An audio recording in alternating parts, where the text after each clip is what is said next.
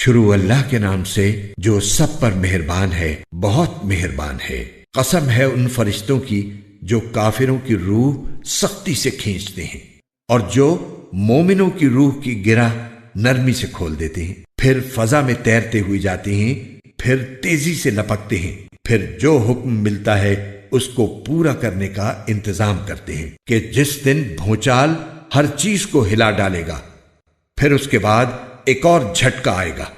اس دن بہت سے دل لرز رہے ہوں گے، ان کی آنکھیں جھکی ہوئی ہوں گی۔ یہ کافر لوگ کہتے ہیں کہ کیا ہم پہلی والی حالت پر لوٹا دیے جائیں گے؟ کیا اس وقت جب ہم بوسیدہ ہڈیوں میں تبدیل ہو چکے ہوں گے؟ کہتے ہیں کہ اگر ایسا ہوا تو یہ بڑے گھاٹے کی واپسی ہوگی۔ حقیقت تو یہ ہے کہ وہ بس ایک زور کی آواز ہوگی جس کے بعد وہ اچانک ایک کھلے میدان میں ہوں گے۔ اے پیغمبر، کیا تمہیں موسیٰ کا واقعہ پہنچا ہے جب ان کے پروردگار نے انہیں طویٰ کی مقدس وادی میں آواز دی تھی کہ فرعون کے پاس چلے جاؤ، اس نے بہت سرکشی اختیار کر رکھی ہے، اور اس سے کہو کہ کیا تمہیں یہ خواہش ہے کہ تم سنور جاؤ، اور یہ کہ میں تمہیں تمہارے پروردگار کا راستہ دکھاؤں تو تمہارے دل میں خوف پیدا ہو جائے؟ چنانچہ موسیٰ نے اس کو بڑی زبردست نشانی دکھائی، پھر بھی اس نے انہیں جھٹلایا اور کہنا نہیں مانا۔ پھر دوڑ دھوپ کرنے کے لیے پلٹا، پھر سب کو اکٹھا کیا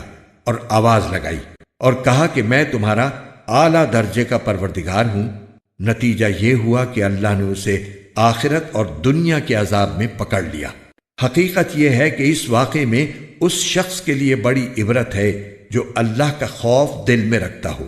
انسانوں، کیا تمہیں پیدا کرنا زیادہ مشکل ہے یا آسمان کو؟ اس کو اللہ نے بنایا ہے، اس کی بلندی اٹھائی ہے، پھر اسے ٹھیک کیا ہے، اور اس کی رات کو اندھیری بنایا ہے اور اس کے دن کی دھوپ باہر نکال دی ہے، اور زمین کو اس کے بعد بچھا دیا ہے، اس میں سے اس کا پانی اور اس کا چارہ نکالا ہے، اور پہاڑوں کو گاڑ دیا ہے تاکہ تمہیں اور تمہارے مویشیوں کو فائدہ پہنچائے۔ پھر جب وہ سب سے بڑا ہنگامہ برپا ہوگا، جس دن انسان اپنا سارا کیا دھرا یاد کرے گا اور دوزخ ہر دیکھنے والے کے سامنے ظاہر کر دی جائے گی، تو وہ جس نے سرکشی کی تھی اور دنیا کی زندگی کو ترجیح دی تھی، تو دوزخ ہی اس کا ٹھکانہ ہوگی۔ لیکن وہ جو اپنے پروردگار کے سامنے کھڑا ہونے کا خوف رکھتا تھا اور اپنے نفس کو بری خواہشات سے روکتا تھا، تو جنت ہی اس کا ٹھکانہ ہوگی۔ یہ لوگ تم سے قیامت کی گھڑی کے بارے میں پوچھتے ہیں